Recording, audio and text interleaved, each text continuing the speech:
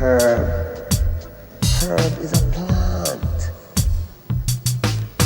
I mean, herbs are good for everything.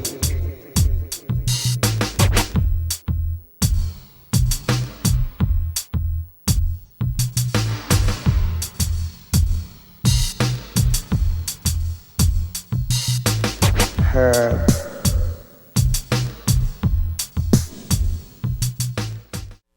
Welcome to Eugene Cannabis TV, episode 618. We got some notes about things coming up that I want to be sure that you know about. Some of them we talked about before, and I got some new ones. August 12th through the 14th is the Cannabis versus Cancer Campout. Go to Facebook and run that into search, and you'll find the information. That's the Cannabis versus Cancer Campout, August 12th through the 14th.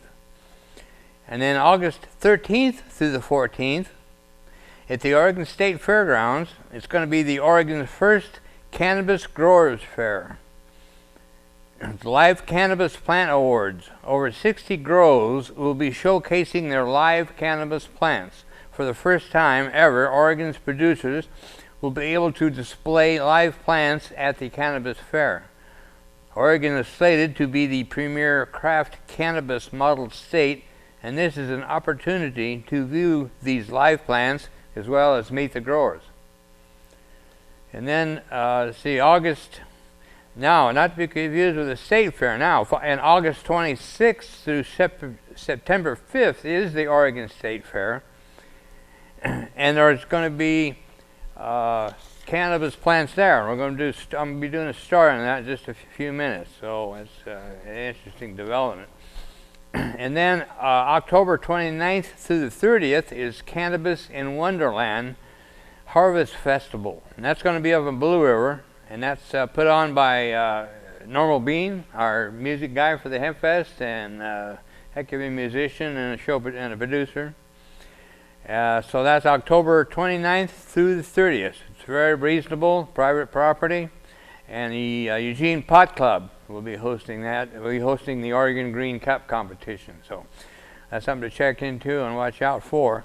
Oh yes, and then August 30th, it'll be the next Cannabis Science Pub. I don't have the subject yet, but it'll be informative and worth going. I always know that. It's the last Tuesday of each month, and this August, it'll be August 30th, and that's at 199 West 8th at the Cosmic. So that's the events that are coming up, and I hope you made note of them, because there are definitely some stuff worth checking out there. Now, we've had our troubles with the Emerald Empire Hemp Fest, and it's interesting that the Seattle Hemp Fest is having trouble. So last show I read the article, Hemp Fest could be on its last run. That was on the kpug1170.com website. And so I've come across a couple of stories since then, and this one in particular was written by Keith Manser of the Oregon Cannabis Connection, dated July 21st. Seattle Hemp Fest struggles to survive. The Seattle Hemp Fest is struggling to stay afloat. Now in its 25th year, the iconic and free 3-day party on Seattle's waterfront draws crowds of well over 100,000. But thanks to a number of complicated factors, including bad weather last year, changing laws, competition, and attendees who aren't donating enough to the cause, the world's largest and most widely known celebration of cannabis may not be back in 2017. Vivian McPeak, the event founder and organizer, explained to Oregon Cannabis Connection, first of all, it rained on us last year, so hard that nothing happened at all on Friday. There was no Hemp Fest that day. But the dynamics are much deeper than that, he told us. Our state legislature destroyed medical marijuana this year. It's over. It's toast. All the medical dispensaries are gone, and that was a gigantic portion of our advertising and sponsorship base, McPeak explained further. The state legislature also passed Bill 5052 so that a 502 licensee cannot advertise 1,000 feet from a park or public property. Well, we are in a park and on public property. The legislature finally parsed out the language and determined that advertisers could have a logo or their name in an advertisement, but that's it. There can be no mention of products, services, prices, or anything an advertiser would usually want to mention. That's making it really, really hard on us, said McPeak. HempFest costs about $850,000 a year, and we get under $1 per attendee for the weekend in our donation bins. So it's always been extremely complicated, raising almost $1 million for a free event. There are many costs involved in an event like this. Permit fees alone are $30,000. They have to fence the parks, provide porta potties, security, sound stages, pay bands, and on and on. They piece together revenues from a number of sources to garner enough revenue to avoid a shortfall in funding. If we could just get $5 a person on the weekend, we would be set. But that's not been happening, McPeak told OCC. We make our revenue primarily from vendor sales, sponsorships, contributions, memberships, web ads, and program ads, merchandising and fundraising events, everything we can possibly think of. This is a free speech event in a public park, and in Washington, they are not allowed to charge admission. It's not worth putting $5 into the bin for 3 days. If it's not worth putting $5 into the bin for 3 days of celebration, then HempFest is going to go away, McPeak warned. If they can't get rid of you legally, then they're going to price you out of existence. Seattle HempFest has been fighting many forces over the years, and they do not want the festival held in the 3 Seattle waterfront parks, Centennial Park, Myrtle Edwards Park, and Olympia Sculpture Park. Many neighborhood groups, business associations, and some specific businesses, according to McPeak, simply hate us. They're all trying to get rid of HempFest because of their perspective on it, he explained with disappointment.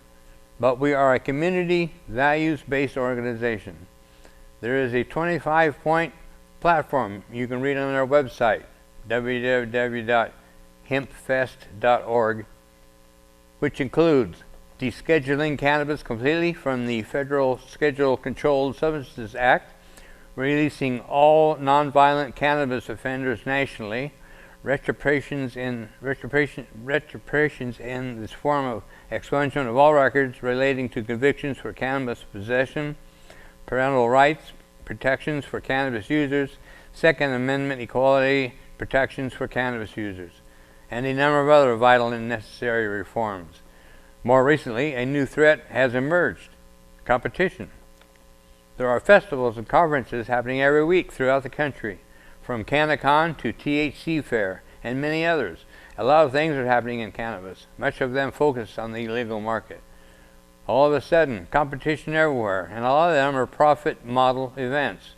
Just get in and get out, he explained.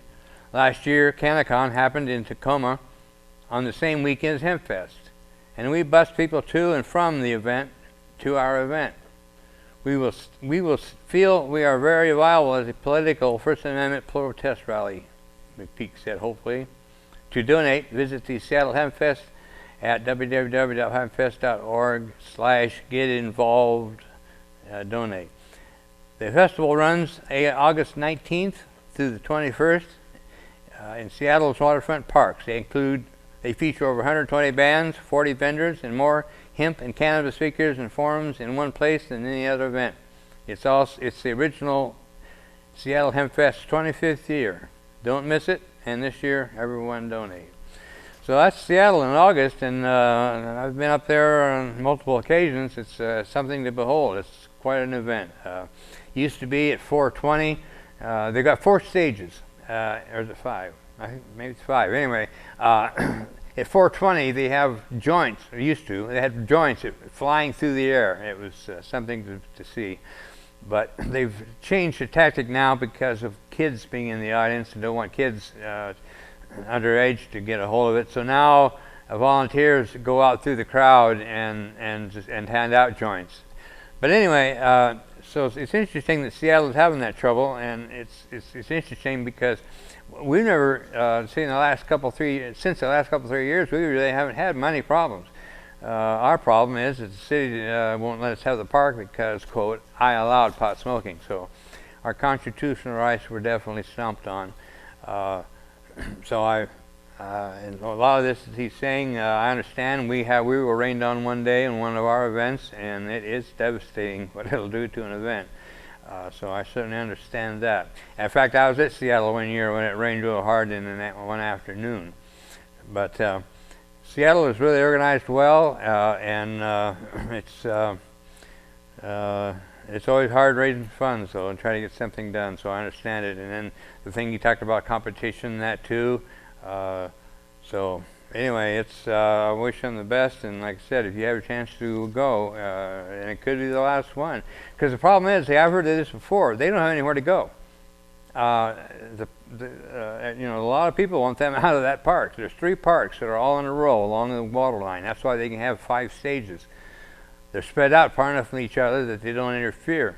And anyway, it's a great place, but a lot of the neighbors won't want to get rid of them, and the city doesn't want them back, and they have to fight every year to get their permit. But like I said, the problem is there's nowhere they can go. There's no place big enough they could take could accommodate that size of a crowd, and especially with the cost of it, because it's like the Harvest Fest. It's a volunteer effort, and so every dollar you raise, it's got to, you know, you have to raise it. Anyway, it's a real hassle. So I like to say it costs a lot of money to put on a free event. That's my little saying that I came up with. But let's jump in real quick and talk about Oregon State Fair. I mentioned that earlier, and this is kind of cool. This was in the Oregonian Oregon Live website. In a first Oregon State Fair to feature marijuana plants, written by Noel Crombie, and this is on July 27th this year. The Oregon State Fair celebrates oddities like the curviest vegetable and the most misshapen fruit. Fairgoers can marvel over award-winning onions and pumpkins and snap photos of the top pig and llama. This year, the State Fair is adding a new attraction: prize-winning marijuana plants. For the first time, Oregon's marijuana crop will be on display at the annual event, which runs August 26th through September 5th. Don Morse, chairman of the Oregon Cannabis Business Council, the sponsor of the marijuana exhibit, said 9 plants will be displayed in a greenhouse that will have its own entrance and exit. The area will be monitored by a security guard. Only people 21 and older will be allowed in. Fair officials said the inclusion of cannabis plants is a nod to the newly legal status of the crop. This is really a reflection of where Oregon is now as a state, said Dan Cox, spokesman for the fair. He said the state fair is an inclusion sort of forum, especially when it comes to agricultural commodities. He said the fair is moving in the direction that the entire state is moving. Moore said the plants will have ribbons just like any other prize-winning crop. The plants will come into the fair having already been judged by a panel of marijuana growers, including Ed Rosenthal, a well-known author and cannabis expert. We're doing it 4-H style, he said. You get a blue, purple, and yellow ribbon. We are celebrating the plant as a farm crop from Oregon. Fairgoers hoping for a sample will be disappointed, Morse said. We are not promoting the use of cannabis. We're there to show plants to people over 21 what award-winning cannabis plants look like. So that's the Oregon State Fair, and again, that's August 26th through September 5th, and you don't want to miss that. So 2 things going on Oregon State Fair, cannabis related. Interesting. Stay tuned. We're going to be right back for the second half of episode 618. You got Dan.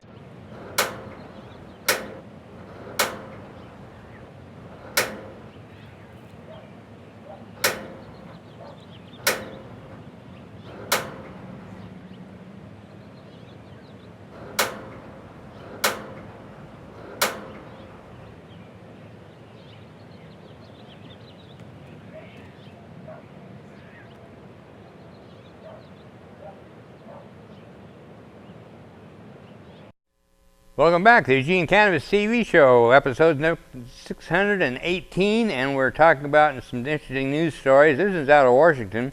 Washington and Colorado both legalized marijuana, recreational marijuana, a year before Oregon did. So it was not a year, 2 years. Anyway, it's interesting to watch and see, compare the programs because they are different. And Washington has made a real mess of their medical program, and this is a pretty good story that explains it. I found this at the www.thestranger.com, written July 13th by Tobias Coughlin-Bogue. It's titled How Washington State Screwed Over Its Medical Marijuana Dispensaries. A loophole in the recreational license application process created a black market for dispensary employee stubs and left long-time dispensary operators in the dust, is the subtitle. The article states, on July 1st, when the Cannabis Patient Protection Act, SB 5052, took effect, all dispensaries without an I-502 license were forced to shut down, sending many of the state's medical marijuana patients into a panic. Patients worry that the recreational market doesn't have enough medical cannabis for their needs and that what is available is not affordable. Many point to the fact that the Washington State Liquor and Cannabis Board issued only 222 new retail licenses to replace more than 1,500 medical marijuana dispensaries. But there's another aspect that should trouble patients, though few may know about it. Thanks to a loophole in the state's licensing process, many long-time dispensary operations were shut out of the recreational market. New actors were able to game the system by buying pay stubs from former medical marijuana dispensary employees in order to bolster their applications. The state was supposed to create new licenses to move over the medical marijuana system so that the patients would be served, said John Davis, owner of the Northwest Patient Resource Center, who applied for but did not receive an I-502 license. That's not what they did. They were just giving licenses to people who were scamming the system. As a result of SB 5052, which mandated that the medical marijuana market be folded into the recreational one, the WSLCB was instructed to open a new round of retail cannabis licensing and, quote, develop a competitive merit-based application process that includes, at a minimum, the opportunity for an applicant to demonstrate experience and qualifications in the marijuana industry, unquote. Applicants were broken into 3 levels of priority based on a list of criteria, including whether or not they had operated or were employed by a dispensary before July 1st, 2013. The idea was to help the most legit dispensaries transition to the legal market. But because a person who had worked just one day at a dispensary was given priority to get a license, and because applications could include multiple people, a lot of former bud tenders suddenly found themselves in high demand. In exchange for their proof of employment and willingness to sign on to an application, they could be paid handsomely. Last November, I searched Craigslist for I-502 Priority 1 and found several postings offering to buy or sell pay stubs for anywhere from $80,000 to $100,000. The loophole allowed applicants with no background in medical marijuana to be treated as if they were law-abiding, tax-paying veterans of the industry. To make matters worse, the WSLCB blindsided applicants by announcing a cap of 222 new medically endorsed stores late in the application process. Those 222 stores were allocated by jurisdiction, with more populous, high-selling areas getting larger allocations of licenses. Still, that left many places, including Seattle, with far fewer licenses than qualified applicants, creating fierce competition. Up until shortly after the new cap was announced, the WSLCB had assured applicants that there was no hurry. They were saying to me, "Don't worry, it's not a race. There's plenty of time. We'll get to you," says Davis. Even more frustrating, Davis said the state investigators who were charged with vetting his application were elusive uncooperative, and disorganized. One investigator, he said, went on vacation for 4 weeks without notifying him, and another emailed the login information for his application to a competing applicant by mistake. The error put him weeks behind other applicants, Davis said. Those who received licenses, Davis said, were people who were able to throw down $100,000 to game the system, or those who already owned recreational stores. He conducted a study of Seattle's 21 newly licensed medically endorsed recreational stores and found that a significant number of them were newly created. Only 9 had operated dispensaries prior to the application process, he said, and only 7 of those existed before 2013. 7 licensees created entities after the application process was already underway. Davis was denied a license despite operating one of the state's oldest running dispensaries. Now he's suing the WCLCB, contending that its rules on priority licensing deviated from the spirit and to some extent the letter of the law.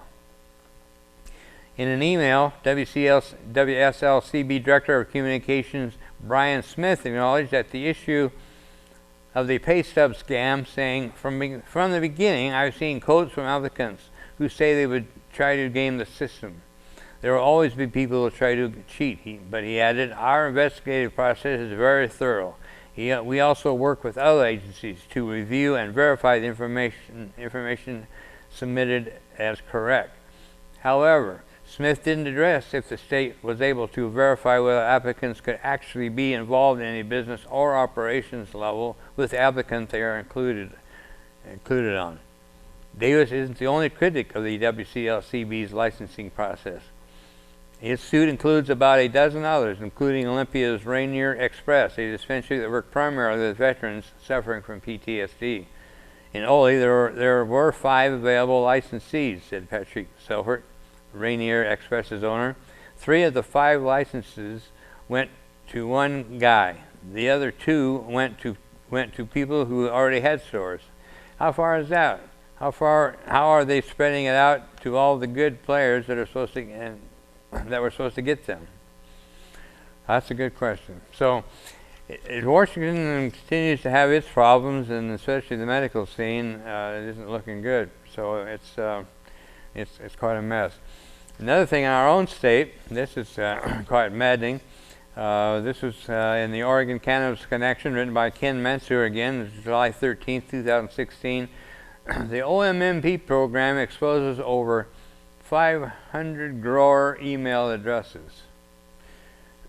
Oregon Health Authority's Oregon Medical Marijuana Program made a major clerical error on July 7th when writing to medical marijuana growers to inform them the deadline for reporting had been extended.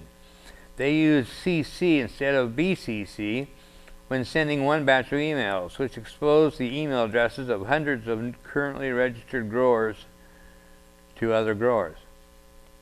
All in all, it appears that over 550 emails were included in the message, which was sent from an analysis unit manager with the OMMP. The email read, OMMP June reporting deadline extended. Hello, the Oregon Medical Marijuana Program is issuing the attached information bulletin to notify growers, processors, and dispensers of its decision to extend the deadline for June 2016 reporting. The new deadline set for June 2016 reporting is July 30th, 2016. So it goes on, and the Oregon Medical, so anyway, so they exposed all these email addresses, and a bunch of growers are really upset.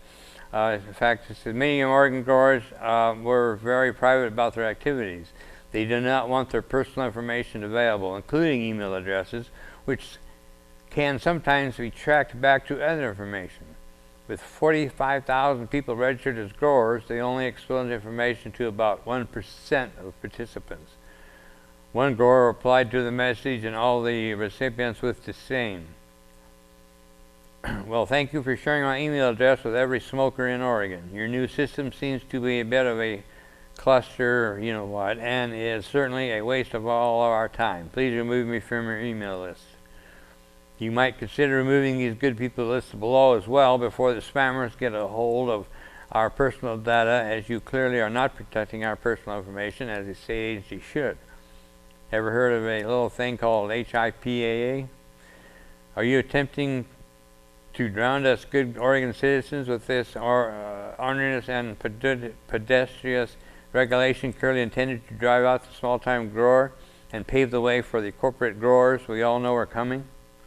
The absolute least you can do after forcing us into this horrible and inefficient system is to protect the personal information you demand we share in order to continue to use the life-saving medicine we all rely on.